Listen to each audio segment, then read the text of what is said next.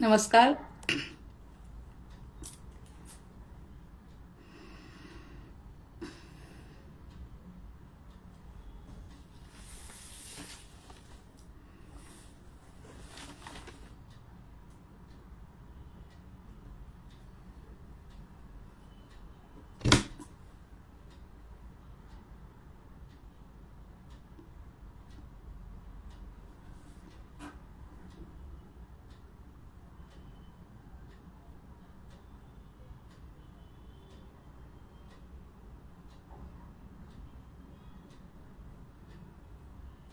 नमस्कार. ऐकू येतोय आवाज? हा.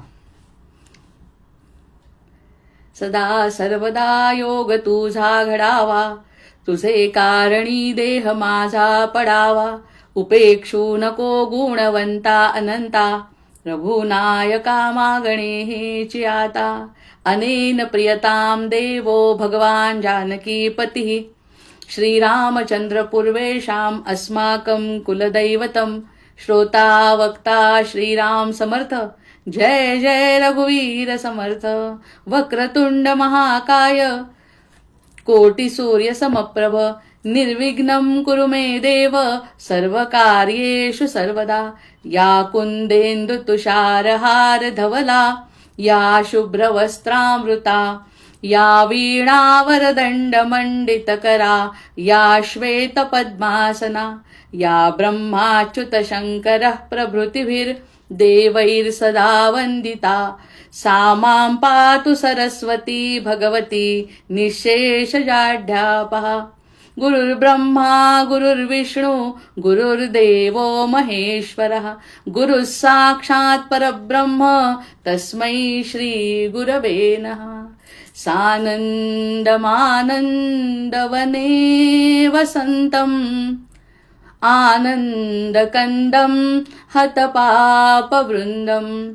वाराणसीनाथमनाथनाथं, श्रीविश्वनाथं शरणं प्रपद्ये. श्रीविश्वनाथं शरणं प्रपद्ये. मनोनिवृत्ति परमोपशान्ति, मनोनिवृत्ति परमोपशान्ति. सा तीर्थवर्या मणिकर्णिका च, सा तीर्थवर्या मणिकर्णिका च. सदाशिवसमारंभां शंकराचार्यमध्यमाम्, अस्मदाचार्यपर्यन्तं वन्दे गुरुपरंपरा, वन्दे गुरुपरंपरा. जय जय रघुवीर समर्थ. काल आपण गुरूंचं महती बघितली की गुरूंकडे नुसतं बघणं नाही, गुरु कुठे दिसतात हे नाही, तर कधी अशी अवस्था यायला पाहिजे की गुरु आतच आहेत, आलेले ते सगळं बघू शकतात आणि माझ्याकडे देव माझा पाहतो आहे अशी जेव्हा अवस्था येते, म्हणजे मन पूर्ण समर्पण होतं. जे करीन ते तुमच्यासाठी करीन. करचरण कृतं वा कायजं कर्मजं वा, श्रवणनयनजं वा मानसं वा पराधं. विहितमविहितं वा सर्वमेतत् क्षमस्व. जय जय करुणाब्दे श्री महादेव शंभो. जे काही घडेल, जे काही करीन ते समजून करीन, विवेकाने करीन आणि ज्ञानाने करीन. हे ज्ञान कशाचं आहे की जे करतोय त्याच्याकडे बघतोय आणि तो बघणारा माझा कल्याणकारी आहे. इथपर्यंत आपण काल बघितलं की गुरुतत्व, गुरु कोणत्याही रूपात भेटू शकतो हे सांगितल्यानंतर तो कोणत्याही रूपात बघण्यापेक्षा त्याचा अनुभव घेणे म्हणजे दर्शन. ज्या ज्या ठिकाणी मला त्यांचा अनुभव आला ते ते सगळे तत्व गुरुतत्व आहे. आणि ते तत्व का आकर्षित करू शकलो आपण? आपण दर्शनशास्त्रावर जेव्हा भर देतो तर ती गोष्ट आपण आकर्षित का करू शकतो? कारण आपली तशी इच्छा आहे आणि गुरूंची कृपा आहे. काल आपण बोललो त्यांचीच कृपा आणि त्यांनाच समजून घेणं, या सगळ्या गोष्टी केवळ त्यांच्या कृपेनी आणि आपल्या इच्छेने की आपली इच्छा त्याकडे वळावी यासाठी आपण काल बघितलं की गुरुतत्वाला आपल्या हृदयामध्ये जर स्थान मिळालं तर आपण जे जे काही करू ते सगळं गुरुचरणी अर्पण होईल किंवा गुरु त्यांचे साक्षीदार असतील. आणि गुरु कोण आहे? तर आता त्या ठिकाणी सांगितलं ते तत्वच आहे की जे तत्व जे जे तुम्हाला आनंद देतं ते सगळं गुरुतत्व आहे. तत्वाला बाहेरून आतमध्ये आणलंय, आतमध्येच बसलेलं आहे म्हटल्यावर आपले डोळे जरी बंद असतील तरी गुरुतत्व जागृत आहे असं समजू शकतो, डोळे उघडे असतील तरी होत आहे. या सगळ्या गोष्टी आपोआप घडणाऱ्या संकल्पना आहेत. मग ती सहजावस्था येते, मग शोधायची गरज नाही. आणि त्यांनी सगळ्यात मोठं काम केलं काय शिष्याचं, ते तर आपण काल बघितलं. त्यावरती मोठं विवेचन झालं की आपला जो कर्तेपणा आहे ना तो घेऊन टाकला. जे जे मी काही करतो असं वाटतं, जे जे काही मला कळलंय असं वाटतं, जे जे काही ज्ञान मला झालंय, मी अतिशय सत्वगुणामध्ये आहे, सगळं चांगलं चाललंय, हे सगळं सुद्धा करत असताना हे सगळं त्यांच्यामुळे घडलं. म्हणजे माझ्या कर्तेपणाचा, शिष्याच्या कर्तेपणाचा जेव्हा भाव संपतो, ते सुद्धा गुरुतत्व आहे. ते आकर्षित करून घेतलंय त्यांनी कर्तेपणाचा भाव. म्हणजे मी करतो ही गोष्ट संपली, भोगता मी नाही. एखादी गोष्ट घडते आहे, ती घडत असताना त्याचा साक्षीदार मी आहे, प्रत्यक्षामध्ये काही करू शकत नाही. ही जी भावना निर्माण होते ती घेतली म्हणजे आपलं सरळ सरळ मन घेऊन हृदयामध्ये स्थानापन्न झाले. हृदयामध्ये स्थानापन्न होऊन आपल्या मनाला जर आकर्षित केलं असेल तर सगळं कसं होईल आता आपल्या याच्यानंतरचं वागणं. जे ते सांगतील ते स्थिर होण्याचं काम आता मनामध्ये होणार आहे. तर हे सगळं करत असताना त्यांनी सांगितलं की मग ते सद्गुरू म्हणतात, ते गुरुतत्व जे आहे ते सांगतं की जीवन जगण्यातून पलायन नाही करायचंय, ह्या गोष्टी संपवायच्या नाही आहेत आपल्याला. तर जगाच्या मध्यात राहून असंगता निर्माण करायची की मी याचा फक्त साक्षीदार आहे. याची दोन गोष्टींची उदाहरणं जर आपण घेतली तर आत्मा, जीव आणि देह असा जर विचार केला तिघांचा, तर आत्मा पूर्वीपासून मुक्त आहे. तो फक्त आपल्या शरीरामध्ये काही दिवस आश्रयासाठी आलाय, त्याच्यामुळे तो मुळातच मुक्त आहे.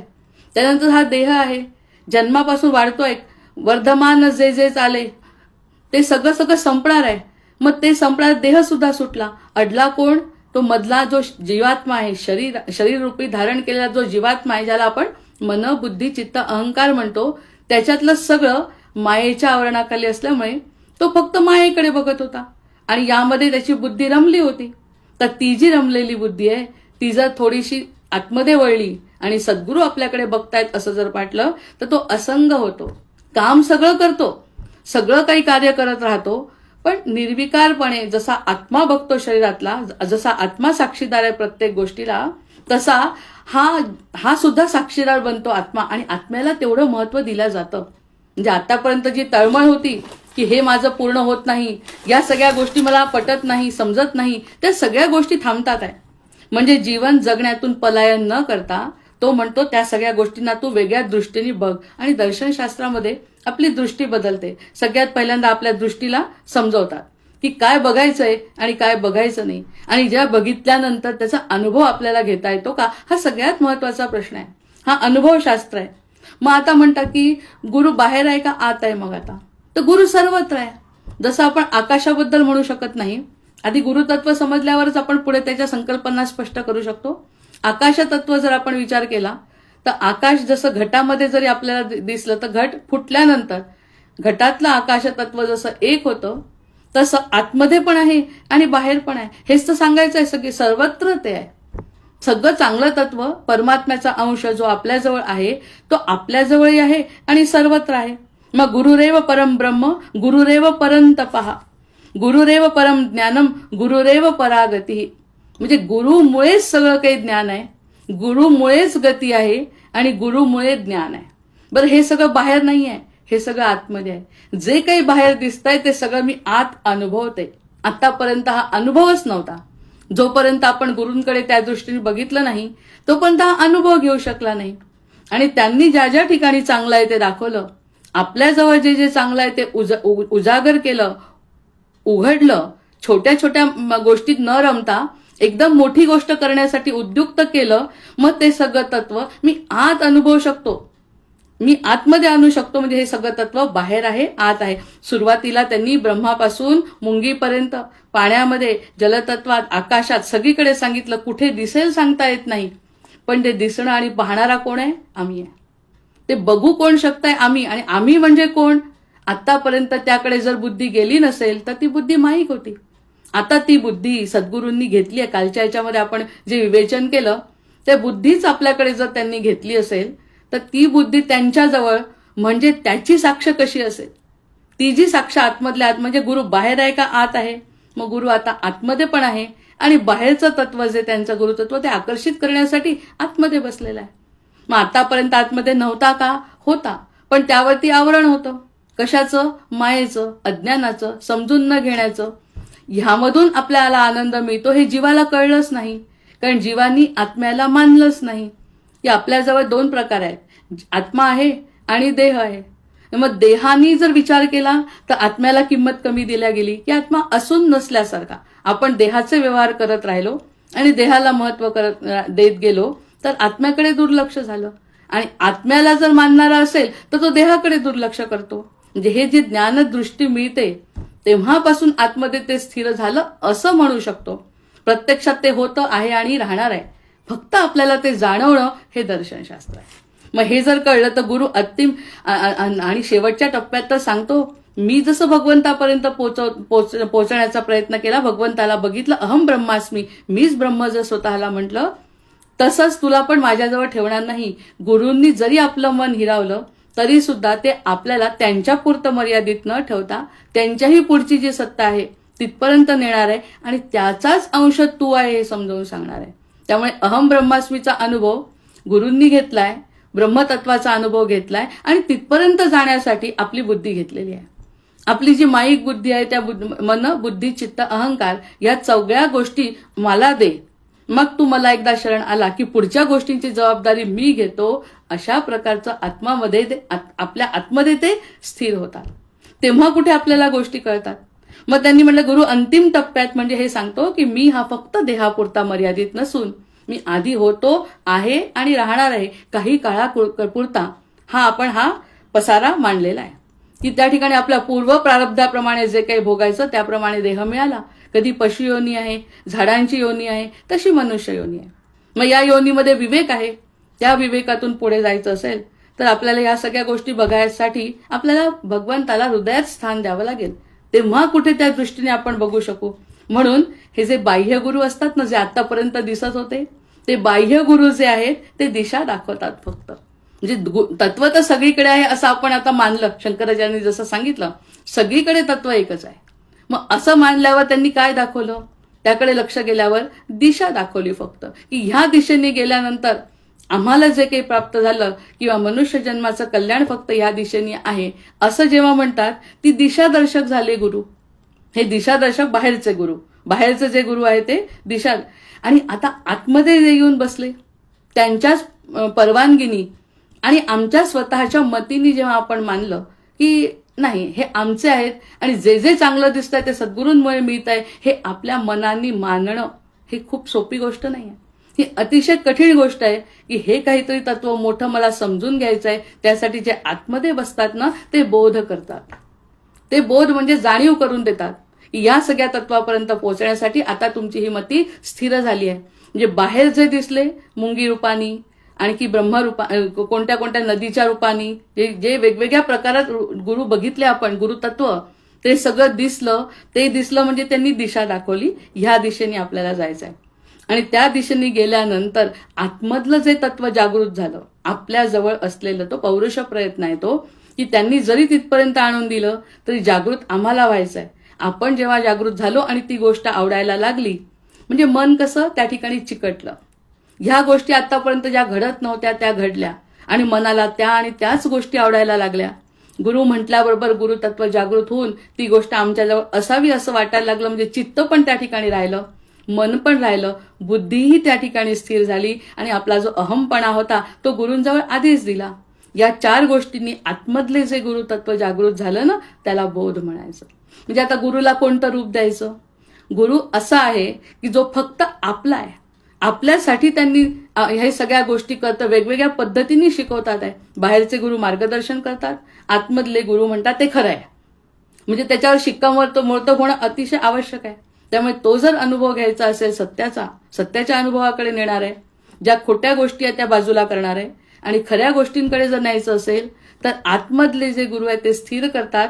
मग ह्या सगळ्या दोन्ही गोष्टींना आता बाहेर म्हणायचं का आतमध्ये म्हणायचं? बाहेर तर होतेच, बाहेर असताना सुद्धा जर ते आतमध्ये जाणवले तर बाकी म्हणायचं की त्यांचा जो बोध झाला ते सुद्धा गुरुतत्व आहे. म्हणून आपण म्हटलं अज्ञानतिमिरांधस्य ज्ञानांजलशलाकया चक्षुरुन्मिलितं येन तस्मै श्री गुरवे नमः. असं जे दृश्य तत्व मला दिसायला लागलं, जाणवायला लागलं, नुसतं दिसायला नाही जाणवायला जेव्हा लागलं, तो बोध आहे. ते बोध म्हणजे सद्गुरूंचं रूप आहे. जय जय रघुवीर समर्थ. वेगळ्या ठिकाणी तत्व शोधत बसण्यापेक्षा ज्या ज्या ठिकाणी चांगलं दिसलं ते बाहेरचं तत्व, आणि जे जे काही आकर्षित झालं ते स्थिर झालं बुद्धीमध्ये, आणि ते आवडायला लागलं. बुद्धीला वळवणं कठीण काम आहे, ते सद्गुरूंच्या कृपेने झालं. काल आपण ती कृपा सुद्धा बघितली सद्गुरूंची, आणि ईश्वराची सुद्धा काय कृपा आहे. जे ईश्वर आपण समजत होतो तो ईश्वर नसून प्रत्यक्षात ते प्रारब्ध होतं. आपलं सुख आलं म्हणजे आणि दुःख आलं म्हणजे तेही आपलं प्रारब्ध होतं, तो ईश्वर नव्हता. आता ईश्वराचं तत्व हे आहे, ही बुद्धी जी मला दिली, जे मन मला दिलं, तर तुला काहीतरी मी पुढे देऊ शकतो.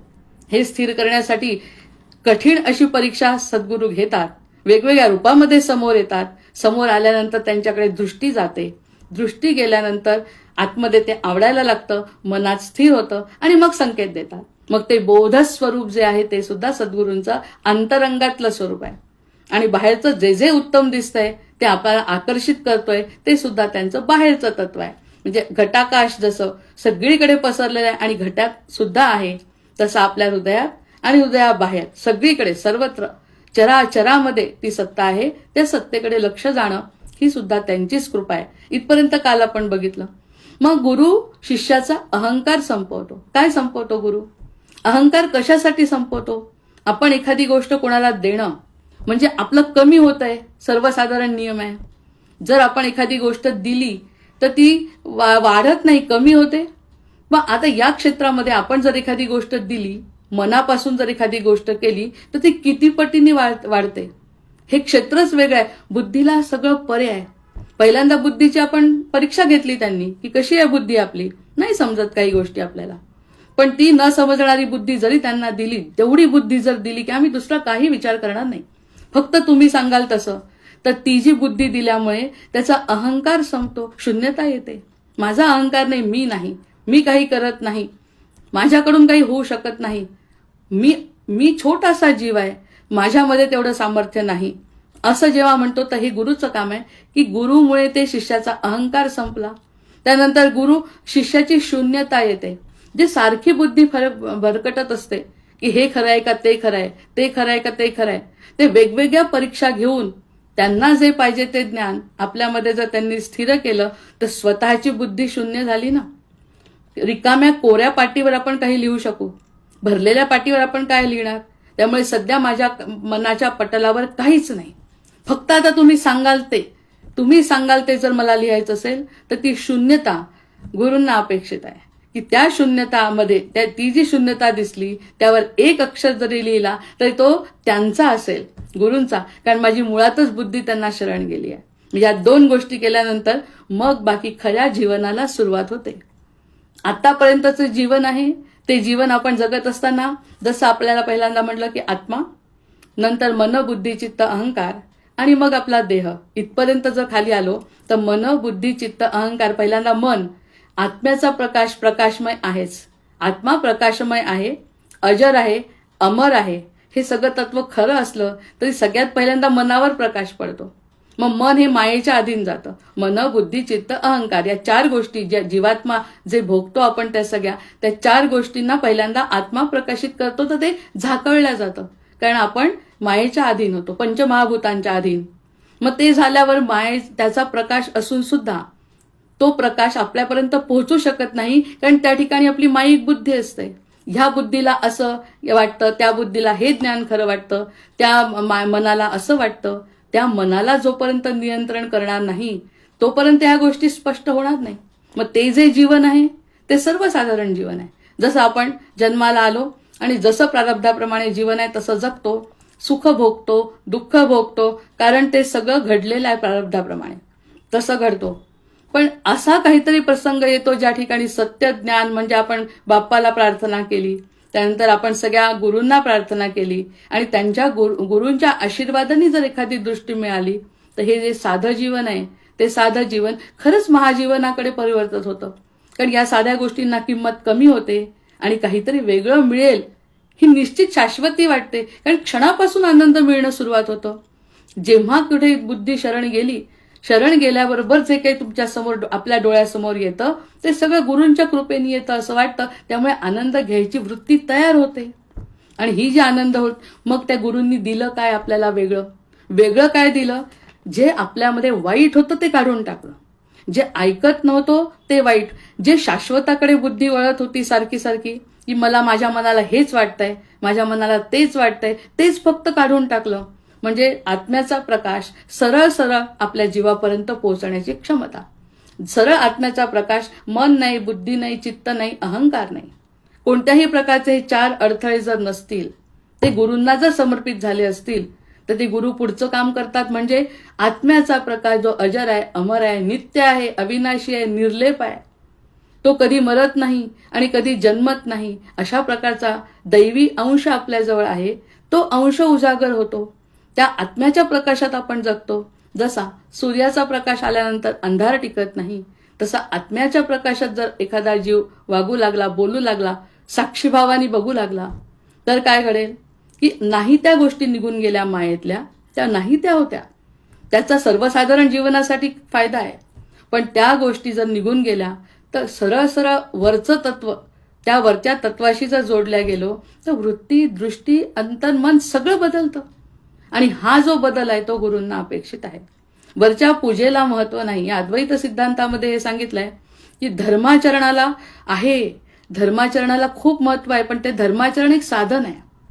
ते धर्माचरण करत असताना जर मन त्या ठिकाणी नसेल, तर त्या धर्माला फक्त या जन्मीचं पुण्य जमा होईल, पुढचा जन्म पुन्हा मिळेल आणि ते आपल्याला भोगावंच लागेल.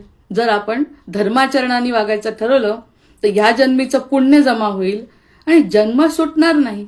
पण धर्माचरणाच्या वर ते धर्म करत असताना जर त्या ठिकाणी मन, म्हणून मानस पूजेला महत्व आहे.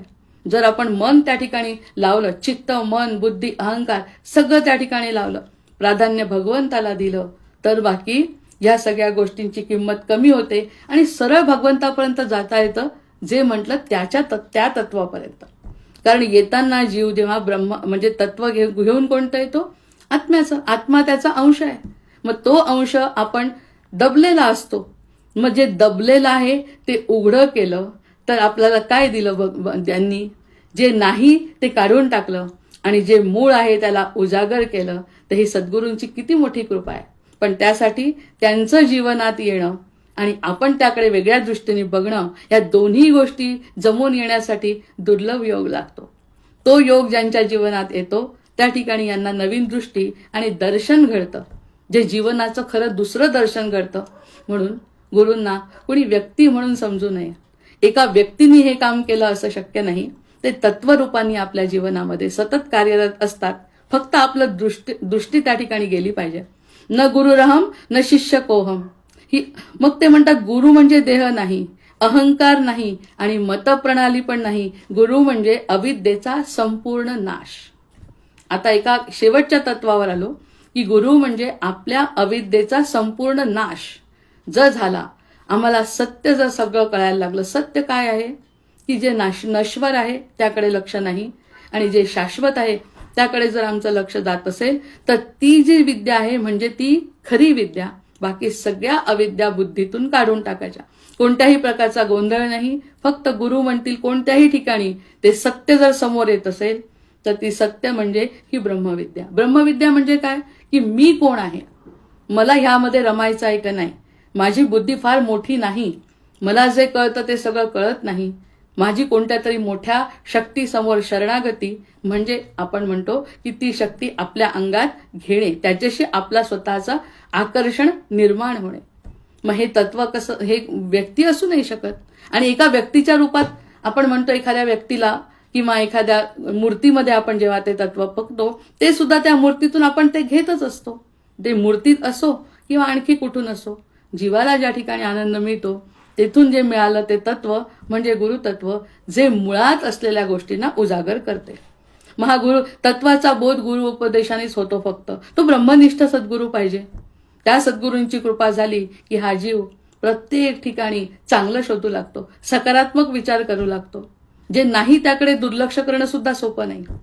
जे नाही करायचं त्याच्याकडे दुर्लक्ष करायचं आणि जे काम माझ्या कल्याणाचं आहे त्याकडे फक्त लक्ष द्यायचं, प्राधान्य त्याला द्यायचं.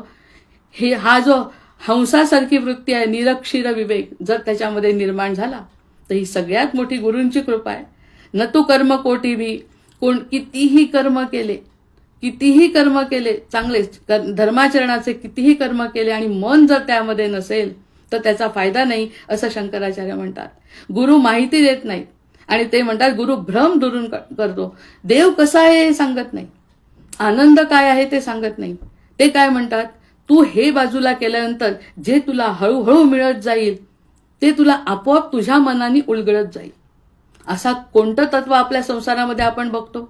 आपल्याला प्रत्येक वेळी काहीतरी द्यायचं असतं आणि काहीतरी घ्यायचं असतं. ते म्हणतात मी तुला फक्त मार्गदर्शन करतो आणि त्या मार्गदर्शनातून जर तुझी दृष्टी तशी गेली, हळूहळू कोणकोणत्या समस्या कशा येत राहतील त्या तू सहन करशील आणि तुझे सगळे भ्रम निघून जातील. म्हणजे वाईट गोष्टी सगळ्या निघून जातील आणि चांगल्या गोष्टींवरती स्थिर होईल. म्हणजे जसं आता आपण म्हणतो की दिवा लावला, एखादा उदाहरणार्थ दिवा लावला घरामध्ये तर तो अंधार हटवून टाकतो. दिवा लावला आपल्या घरामध्ये तर अंधार राहणार नाही, तो अंधाराशी लढत नाही बसत की अंधार कसा आला तू, असं नाही. बोलायचं काम नाही, मौनाचं काम आहे सगळं. जर एखादा दिवा लावला तर तो दिवा लावल्याबरोबर खोलीमधला अंधार जसा नाहीसा होतो तसा सद्गुरूंच्या प्रकाशामध्ये आपण बाकीच्यांशी भांडत नाही बसत, ना आपल्या बुद्धीशी ना इतरांशी कोणत्याही प्रकारची बरोबरी करत नाही, तुलना करत नाही. उलट जे सत्य आहे त्याकडे बघतो. जसा दिवा लागला की अंधार नाहीसा झाला आणि उजेड पडला, तसा त्या ठिकाणी बाकीच्या सगळ्या गोष्टी निघून जातात आणि फक्त महत्वाचं काय आहे ते बघतो. किती मोठं ही हंस निरक्षर विवेक या ठिकाणी निर्माण होतो. वाईटाकडे बघायचं नाही. आणि खरं पाहिलं प्रत्यक्षामध्ये आपलं जास्त लक्ष नकारात्मक गोष्टींकडे जातं. सर्वसाधारण वृत्ती आहे ही की जास्त नकारात्मक दिसतं आपल्याला डोळ्यांनी, सकारात्मक दिसत नाही. त्याच्यासाठी एक उदाहरण पण दिलं होतं की एक व्यक्ती आला, सभेमध्ये बसलेला आहे आणि त्याच्या बाजूच्या दुसऱ्या माणसाला म्हटलं की हा अतिशय वाईट आहे माणूस, याचं चारित्र्य वगैरे चांगलं नाही. तर हा लागलीच म्हणतो हो असू शकेल, पटकन पटतं त्याला. हीच तर बुद्धी, पटकन पटतं, असू शकेल. याला माहितीये का तो चांगला आहे की नाही, पण त्यांनी वाईट जेव्हा सांगितलं तेव्हा त्यांनी ते पटकन ऐकलं की हा चांगला नाही. कारण वाईट ऐकण्याची बुद्धी जास्त असते. हो पटू शकतं, असं असू शकतं असं म्हणतो. आणि त्याच व्यक्तीने जर सांगितलं की हा अतिशय मोठा व्यक्ती आहे, प्रसिद्ध व्यक्ती आहे, काय माहिती नाही बा, याच्यावरती माझा विश्वास पटकन बसत नाही, असेल, मी काय ऐकलं नाही, मी काय बघितलं नाही, माझ्या ऐकण्यात आलं नाही. ह्या ज्या सगळ्या वृत्ती आहेत ना त्या सगळ्या नकारात्मकतेकडे नेतात. की चांगलं सांगितलं पटणार नाही, वाईट सांगितलं तर ते पटकन पटतं. खरं असो किंवा नसो याची शहानिशा न करता सुद्धा व्यक्ती जर ते मानत असेल तर आपली बुद्धी ही नकारात्मक विचार करते असं समजायला हरकत नाही. आता गुरु काय करतात की फक्त चांगलं, तुला जे आवश्यक आहे तेवढंच ऐक आणि तुला ते आवश्यक नाही त्याचा सरळ त्याग कर. कारण आतापर्यंत जे झालं त्यातून तुला काय मिळालं याचा जर हिशोब केला तर तुला समजेल की आता आपण किती अपयशी ठरलोय. हे जे अपयश दूर करायचं असेल आणि संसारात राहून जर आपल्याला काहीतरी मोठं ध्येय प्राप्त करायचं असेल तर तुला तुझी बुद्धी अशी माझ्याकडे देऊन टाकावी लागणार आहे. तेव्हा कुठे तुला जशा जशा पाहिजे तशी संधी तुला देत जातो. ह्या जीवनाला खरं महाजीवन म्हणतात. हे जे जीवन आहे ते साध्या जीवनापेक्षा वेगळं काहीतरी द्यायचा प्रयत्न आहे. प्रयत्न नाही, त्यांची तळमळ आहे ती. त्या तळमळीमध्ये जर आपण तसा विचार केला तर मग आता त्यांनी सांगितलंच तसं की परमात्मा एक, मग आत्मा आणि शरीर या तीन गोष्टींमध्ये सांगितला ना, शरीरामधल्या बुद्धीला आणि मनाला कमी किंमत दे, जरा तरी माझा विचार कर. जेव्हा ब्रह्मानंदम परमसुखदम म्हणतो तेव्हा फक्त माझा विचार कर. माझा जसा आनंद आहे तसा तुला आनंद मिळेल का? या सगळ्या गोष्टींचा विचार केला नाही तर तुला तो आनंद मिळणार नाही. त्या सोडाव्या लागतील, त्या त्याग कराव्या लागतील. मग भोगतंय कोण? प्रत्यक्षामध्ये आत्मा मुक्त आहे. अगदी स्पष्ट सिद्धांत आहे हा. आत्मा मुक्त आहे, तो भोगायचा प्रश्न नाही. आणि शरीर सुद्धा भोगत नाही. वाटतं आपल्याला शरीर भोगतंय, प्रत्यक्षामध्ये शरीर भोगत नाही. हाताला जर लागलं तर हाताला काहीच होत नाही, मनाला त्रास होतो. एखादी गोष्ट जेव्हा चुकीची घडते तेव्हा ते शरीर काहीच भोगत नसतं. मरताना सुद्धा देहाला त्रास होणार नाही, कारण की देह भोगतच नाही. आतमध्ये असलेला आत्मा आहे त्याला त्रास होत, आत्म्यालाही त्रास होत नाही, कारण आत्मा मुक्त आहे. म्हणजे भोगणारं कोण आहे? मन, बुद्धी, चित्त आणि अहंकार. मग या मन, बुद्धी, चित्त आणि अहंकार या गोष्टी जर आपण आधीच घेतल्या काढून आणि फक्त देहाचा उपयोग करायचा आणि आत्म्याचा विचार करायचा, या चार गोष्टींचा उपयोग करून घ्यायचा, मग या जीवनाला साधं जीवन कसं म्हणता येईल? हे सर्वसाधारण पशूंसारखं जीवन नाही.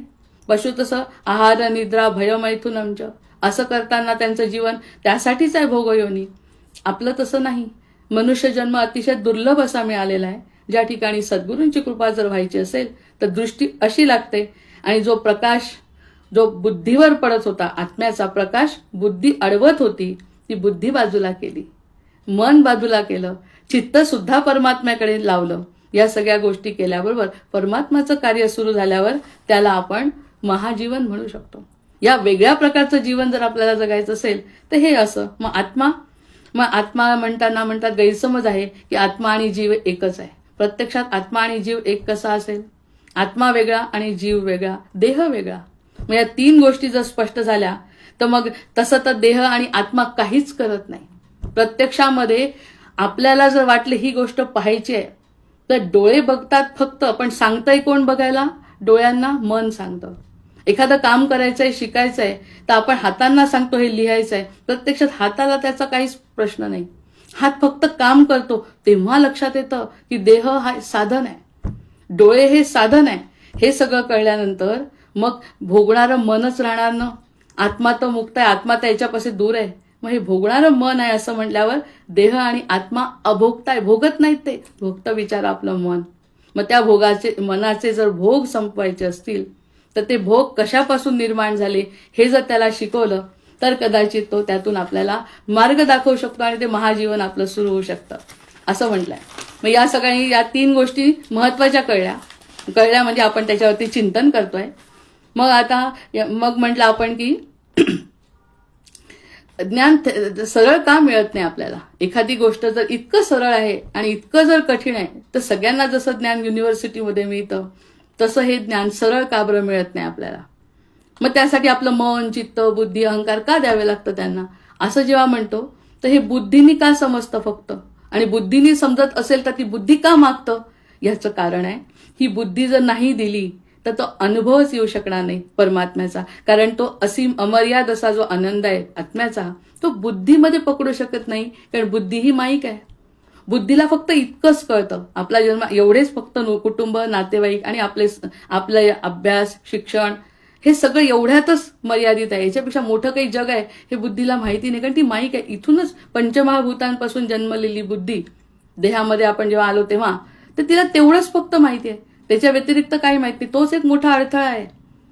सगळ्या गोष्टी समजून घेण्यासाठी हा सगळ्यात मोठा अडथळा आहे. आणि तिच्यामध्ये मग सगळ्या त्या वासना असतात, राग असतो, द्वेष असतं, अज्ञान असतं. हे सगळ्यात मोठे अडथळे या बुद्धीमध्ये आहे. आणि ते सगळे त्या प्रकाशापासून आपल्याला दूर करतात आहे जन्माला आल्यामुळे. हा जो जन्म असा मिळाला त्या ठिकाणी हा मोठा अडथळा आहे. आणि प्रत्यक्षात बुद्धीला आपण किती मान देतो. आपल्या बुद्धीसारखी तीक्ष्ण बुद्धी नाही, आपल्या मनासारखं पवित्र आणि सोज्वळ मन नाही. हे सगळं म्हणत असताना अमर्यादा पुढे ते चालत नाही. कारण त्याला तिची कल्पनाच नाही आहे की हे जे दुसऱ्या गोष्टी आहेत लांबच्या ज्या बघितल्या नाहीत त्यांनी त्याच्यावर तिची बुद्धी कशी स्थिर होईल. हा मोठा अडथळा आहे. मग सगळ्या मनातली अशुद्धी जी असते त्या अशुद्धीमुळे आपण आत्म्यापर्यंत पोहोचू शकत नाही. मग ही घडल्यानंतर तर्कानं जाता येत नाही. असा असेल भगवंत, कारण प्रत्यक्षात समोर दिसत नाही. जर एखादी गोष्ट आम्हाला हे सांगितलं हे दुःख आहे, हे दुःखावरती आपण स्थिर होऊ शकतो. पण आनंद कुठे आहे? मग हे दुःख जर आम्ही मानलं तर आनंद कुठे आहे? हा तर्क ज्या ठिकाणी चालत नाही, मग ते तर्क जर चालत नसेल ही मनाची अशुद्धी आहे. जोपर्यंत आपण वेगळ्या दृष्टी त्याकडे बघणार नाही तोपर्यंत मी नाही असा भाव जोपर्यंत येत नाही तोपर्यंत शरणागती होत नाही. आणि शरणागती म्हणजे शरणागतीचा अर्थ काय आहे की आपल्यापेक्षा ईश्वर मोठा आहे, आपल्यापेक्षा सद्गुरू मोठे आहेत आणि ते आपल्याला जास्त काही देतील. तेव्हा ते शुद्ध ज्ञान टिकवण्यासाठी बुद्धी सुद्धा तशीच लागते. हाच एक महत्वाचा विषय आहे. जेव्हा गुरूंच्या बाबतीत म्हणायचं असेल तर हा महत्वाचा विषय आहे की ते आपली ही अशुद्ध बुद्धी स्वतःकडे खेचतात.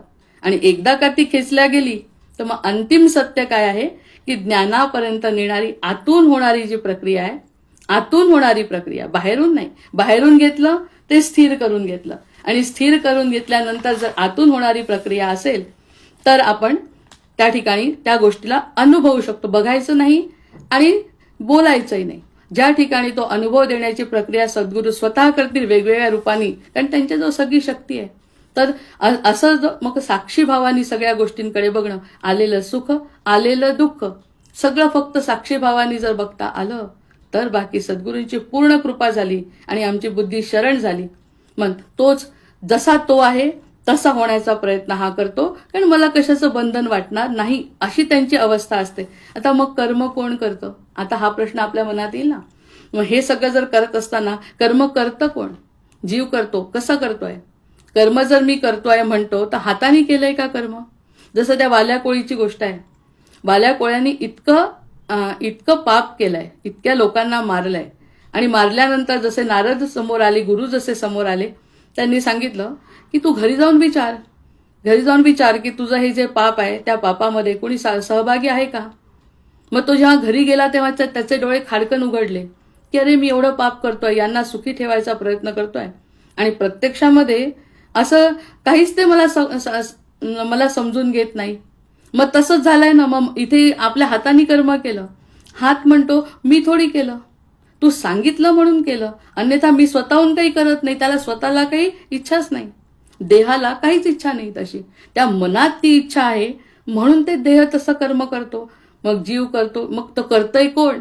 मन करताय. मनाने सांगितलं अभ्यास कर तर अभ्यास करेल, मनाने सांगितलं की तू बाहेर फिरायला जा तर बाहेर जाईल. प्रत्यक्षात देह स्वतः काही करत नाही, म्हणजे तो त्यातून निघाला. या कर्मसिद्धांतातून देह निघाला. आत्मा तर मुळातच शुद्ध आहे. अडकलं मन. हे मन जर अडकत असेल तर ते अडकतंय कसं आणि का, हे समजून घेण्याचा सगळ्यात मोठा प्रयत्न प्रत्येक जण करतं. मग हे जे मधले ज्या गोष्टी आहेत ते सूक्ष्म शरीर आणि तो खरा जीवात्मा भोगत असतो. म्हणजे तोच खरा भोगतो. आत्मा त्या शरीरात जेव्हा येतो तेव्हा हे ज्या 4 गोष्टी आहेत त्या भोगत असतात. ना देह भोगत ना आत्मा भोगत. आत्माही भोगत नाही, देह भोगत नाही. आपलं मन त्या ठिकाणी गुंतून पडतं. त्याला वासना म्हणतो, मोह म्हणतो.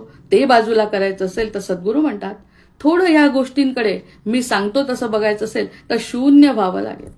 एकदा तू मनाची स्वतःची स्थिरता केली आणि आता मी जे सांगतो तेवढं ऐकलं तर मग तुझं भोगणंच संपेल.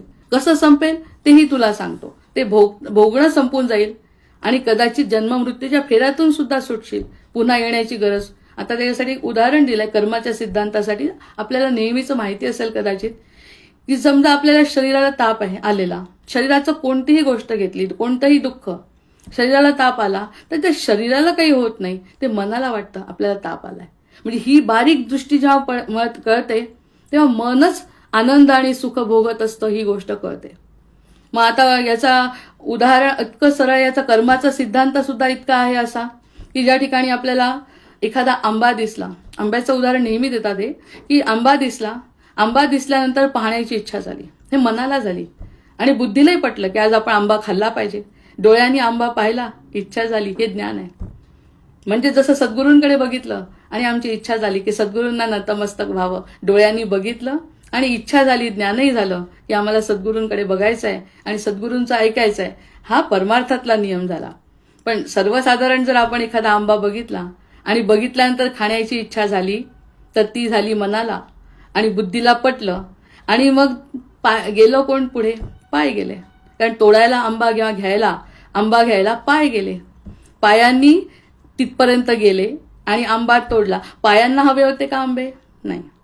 आणि डोळ्यांना हवे होते का? पण डोळ्यांनी बघितले, डोळ्यातून ज्ञान झालं आणि ते ज्ञान जाऊन बुद्धीने पक्क केलं, हो आपल्याला आंबा खायचा आहे. आणि हे सगळं पक्क झाल्यानंतर पायांना सांगितलं मनानेच. पायांचा काही संबंध नाही. मग पाय कसा भोगेल? जर त्यांनी केलंच नाही काही तर पाय भोगेल कसा? आणि आत्म्याला तर काही नकोच आहे, कारण तो निर्विकार आहे, निश्चिंत साक्षी मनाने बघत असतो या सगळ्या देहाच्या गोष्टी. मग भोगतंय मन. मग मनांना वाटलं खावं आणि त्याला पायानी सांगितलं पायाला जा. पायाला म्हटलं तू जा. तर तो तोडण्यासाठी पुढे गेला आणि मग तो तोडू शकला नाही, तिथपर्यंत पोहोचला. हाताने तोडले. आता हाताचा काय दोष? हाताने तोडले, पण खायचे होते मनाला. प्रत्यक्षामध्ये हाताने तोडले, पायाने तिथपर्यंत गेला, हाताने तोडले, नंतर खाल्लं. हाताला काही मिळालं? ना पायाला मिळालं, काहीच नाही मिळालं, ना डोळ्यांना मिळालं, काहीच नाही मिळालं. त्यामुळे ते साक्षीदार त्या गोष्टीच्या बंधनातच अडकले नाहीत. कसं म्हणून तर पटकन आपला संपला देह, तरी देहाचं काही नाही, कारण देहातून तो निघून गेलेला जो चिरंजीव आहे तो. मग हे जेव्हा बघितलं, हाताने पाहिलं, हाताने तोडलं, डोळ्यांनी पाहिलं, पाय तिथपर्यंत गेले, हाताने तोडलं, तोंडाने खाल्लं. हाताने पाय काहीच करू शकत नाही, तोंडाने खाल्लं. तोंडाचा काय दोष? तोंडाने नव्हतं म्हटलं, ठरवलं तर बुद्धीनी आणि मनाने आणि बुद्धीने ठरवलं आणि हे सगळे प्रकार केले. मग सगळे केल्यावर तोंडाने खाल्लं, तोंडालाही समाधान नाही मिळालं, काहीच नाही, ते पोटात गेलं. पोटात गेल्यानंतर शरीरामध्ये आंबा खाल्ला आणि समाधानही मनालाच मिळालं की आपण ठरवलं आणि आपल्याला समाधान मिळालं. हा सुखदुःखाचा खेळ आहे. मग समाधान मिळाल्यानंतर हे सगळं इथपर्यंत जेव्हा पूर्ण होतं म्हणजे या ठिकाणी आपला देह दोषी नाही असं समजतं. आत्माही दोषी नाही, आत्मा तर साक्षीदार आहे, काही करत नाही, तो फक्त आपल्यामध्ये चैतन्य रूपामध्ये राहतो. हे देहाच्या कारभारामध्ये तो काही करत नाही, तो चैतन्य देतो, ऊर्जा देतो, एवढं त्याचं काम. ह्या सगळ्या गोष्टी देहाच्या झाल्यानंतर मग तिकडून मालक आला आणि मालकानी मारलं तर पाठीला लागलं. पाठीचा काय दोष होता या सगळ्या गोष्टीत? तर प्रत्यक्ष मार खाल्ला पाठीनी, पाठीचा काही दोष नाही.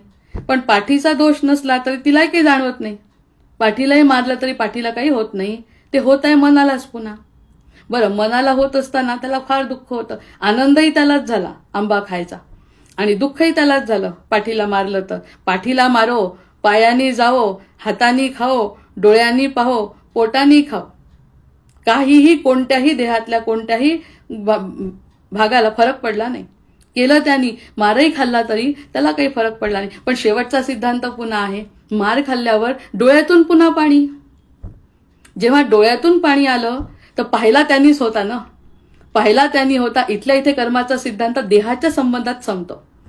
डोळ्यांनी पाहिला आणि डोळ्यांनीच भोगलं. डोळ्यातून पाणी आलं घरघर, पण डोळ्याचं पाणी आलं तरी देहाला काय फरक पडला? काहीच नाही.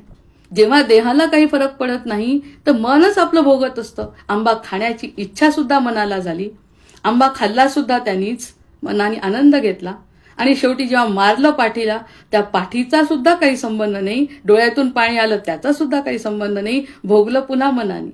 म्हणजे हे सगळं जे चक्र आहे ना, ते सगळं मन, बुद्धी, चित्त, अहंकारावर आहे. अहंकार तरी शेवटचा आहे, कारण अहंकार म्हणजे मला हे असं वाटत नाही म्हणणं, हा अहंकार आहे. पण मन, बुद्धी आणि चित्त ज्याचा विचार करतो तेच करतं ना, आणि त्याच्या देहाचा काय दोष? मग वाल्मिकीची गोष्ट जेव्हा ऐकतो तेव्हा आपण म्हणतो की त्यांनी घरच्यांना विचारलं, अरे घरच्यांपेक्षा आपला देह जवळ आहे ना अजून, त्या देहाला विचारा तुम्ही काय दोषी आहे. देह पटकन निघून जातो, कारण तो अडकलेलाच नाही, अडकलं मन आहे. मग ही जेव्हा संकल्पना समजते तेव्हा त्या अश्रूपर्यंतचा जो परिणाम आहे तो इथल्या इथे पूर्ण झाला देहाचा, की डोळ्यांनी पाहिलं आणि डोळ्यातून पाणी वाहिलं. इथपर्यंत जरी पूर्ण झाला तरी याच्यातला कोणताही भोग देहानी घेतलेला नाही. आनंदाचाही नाही, पोटात आल्याचा आणि मारल्याचाही नाही, कोणत्याही प्रकारचा भोग देहानी घेतला नाही. त्यामुळे देह जाताना त्याला देहाला काही यातना नाही. त्याही होत असताना मनालाच होतात आणि आत्म्याला तर नाहीच नाही. या 3 गोष्टी जर स्पष्ट केल्या, या 3 गोष्टी जर सद्गुरूंच्या कृपेने स्पष्ट झाल्या तर वाईट माझ्यासाठी काय आहे, मी मनाने काय कमांड द्यायची आता आपल्या देहाला. आपला देह जर आपल्याला वापरून घ्यायचा असेल तर माझ्या मनाने तर काय सांगायला पाहिजे त्याला की काय कर, कारण ते जे सांगतं तसं करतं. त्या देहाचा काही दोष नाही, जे काही चुकलं ते मनाचं चुकलं आहे. त्यामुळे आता आम्ही कोणती गोष्ट, मग आम्ही आता साक्षी रूपाने जसा आत्मा राहतो, जसा आत्मा साक्षी रूपाने राहतो तसं मन सुद्धा साक्षी रूपाने राहायला तयार आहे. हे करण्यासाठी उदाहरण दिलं की या उदाहरणातून आपल्याला पटतं की मनाने सुद्धा आपण ऐकलं पाहिजे, नाही तर हे असं भोगावं लागतं. प्रत्यक्षात कोणी आपल्या भोगण्यामध्ये सोबत नाही. देहातला कोणताही अवयव आपल्यासाठी भोगायला तयार येत नाही. दुःख माझ्या मनाला फोड झाला तरी होत आहे. मग हे सगळं झाल्यानंतर मग याचं एक आपल्या नुसतं देहात ह्याच्यातलं सुद्धा उदाहरण, पिंडी ते ब्रह्मांडी, हे पिंडात हेच घडलं जिथे मग सूर्य उगवतो. सूर्य सगळं बघतो, सूर्य चांगलंही बघतो आणि वाईटही बघतो. चांगलं बघतो तरी परिणाम नाही, वाईट बघतो तरी परिणाम नाही. एखादी चोरी झाली तर सूर्याला नाही विचारतायत की चोरी झाली आहे तर तुम्ही त्याचे साक्षीदार व्हाल का म्हणून, तो नुसता बघतो. हे नुसतं बघणे, निर्लेपत्व जे आहे ना, जे मोकळ्या मनाने सगळ्या गोष्टी बघणे आणि फक्त धर्माचरणाची आपण त्यांना सांगणे, हे म्हणजे हेच कर रे बाबा मना, तरच तुझी आता काहीतरी खैर आहे, अन्यथा साध्या जीवनासारखं जीवन राहील तुझं. हा महत्वाचा संदेश जेव्हा मनाला जातो तेव्हा आपलं मन तसं फार गोड आहे. मग एकदा का हा संदेश गोड गेला त्याच्या मनापर्यंत की मन म्हणतं मला आता बाकीचं काहीच करायचं नाही, जसं मला कल्याण होईल माझं तसंच करायचं आहे, कारण माझा देह मला साथीला नाही आणि आत्माही माझ्या साथीने, मला माझं बघावं लागेल. मला माझं बघावं लागेल जेव्हा म्हटलं, तेव्हा जसा सूर्य जसा साक्षीभावाने बघतो तसा आत्मा सुद्धा आपल्याकडे बघत असतो आणि देहाचा संबंध विच्छेद होतो या ठिकाणी. झाला की नाही थोडाफार तरी, की देहाचा संबंध विच्छेद होणे इतकी सोपी गोष्ट नाही. देहाला मी माझा मानतो, प्रत्यक्षात देहातला एकही अवयव तो दोष घेण्यासाठी जर तयार नसेल तर या देहाला किती किंमत द्यायची. पण त्या देहाला किंमत आहे हा दुसरा भाग आपण बघू नंतर, की त्या देहाला काय किंमत आहे. जशी आपण एखाद्या नदीतून जातोय, नदीतून जात असताना एका नावेतून जातोय, नावेतून जात असताना नावेतून प्रवास केला आणि दुसऱ्या किनाऱ्यावर गेल्यानंतर पुन्हा नाव डोक्यावर घेऊन पुढे जात नाही, ती नाव तिथेच सोडावी लागते. तसं या देहाचा तेवढ्या पुरता उपयोग करून आता समजलं तू किती खोटा आहे, तू माझ्या कोणत्याही दोषात साक्षीदार नाही आहे, तर मी आता तुझा चांगला उपयोग करून घेतो. हे कोणी सांगितलं मला? आपल्याला जे कळतंय ते ज्ञान, अज्ञानतिमिरांधस्य ज्ञानांजलशलाकया. ज्या ठिकाणी खरं ज्ञानाचा उदय होतो तेव्हा देहाचं खरं रूप कळतं, आत्मा काय आहे ते कळतं. आत्मा तर परमात्म्याचा अंश आहे. त्या चेतन अवस्थेला तरी अजून आपण ओळखू शकलो नाही, पण निदान देहाला तरी ओळखू शकतो. आणि देह काय कामाचा आहे, पण अतिशय कामाचा आहे हे पण सांगायचं आहे. काय कामाचा नाही हे कळलं, तो कोणताही दोष घेत नाही. पण त्या देहातूनच आपण काहीतरी चांगलं घडवू शकतो. त्या देहाला फक्त मनाने तशा प्रकारचं कमांड द्यायला पाहिजे. त्या मनाची जी कमांड जशी असेल तसा देह वागतो आणि त्यासाठी हा मनुष्य जन्म आहे. एवढं सांगून आजचं निरूपण थांबवते आणि उद्या आपण दुसऱ्या विचारांनी, दुसरा कोणता तरी विचार आत्म्याच्या संबंधित किंवा देहाच्या संबंधित दुसरा विचार काही असेल तर त्यावरती चिंतन करू. जय जय रघुवीर समर्थ. भर्जन भव बीजाचे, अर्जन सुख संपत्तीचे, तर्जन यमदूताचे, राम गर्जन बोला राम राम राम, बोला राम राम राम, बोला राम राम राम. आवाहनं न जानामि न जानामि तवार्चन, पूजांचैव न जानामि, क्षम्यतां परमेश्वर, क्षम्यतां परमेश्वर, क्षम्यतां परमेश्वर. जय जय रघुवीर समर्थ.